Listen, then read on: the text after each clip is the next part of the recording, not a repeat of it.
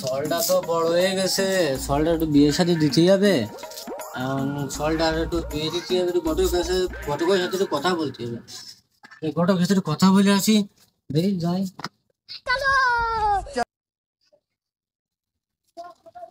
রাস্তায় পাই না, একটু কথা বলতে পারতাম।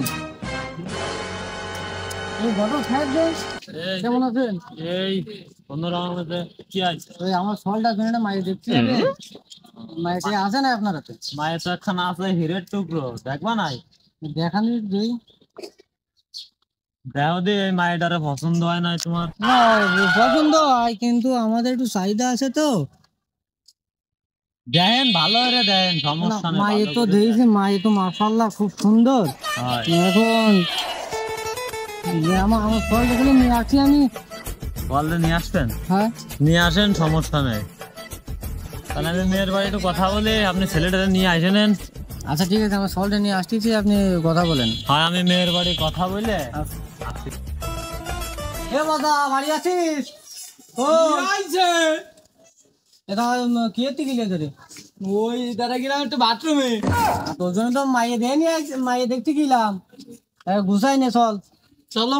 ঘরের সাথে কথা বলি বলে আইছি, চল সে গুছাই নে। हाय आडो हाय हाय इतना सुकून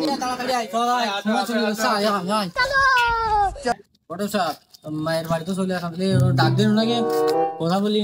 ও কাকা, বৌদি কই? কি করে কাকা? समझ रहे हो বৌদি আইছো? কাকা কই? কাকা তো কিছু ওই সাইডে সবে বেতে চলে আসে। ঘটক মশাই আসেন, হয় বসেন। লোকজন আইছে তো, আসেন বসেন। এই আসো।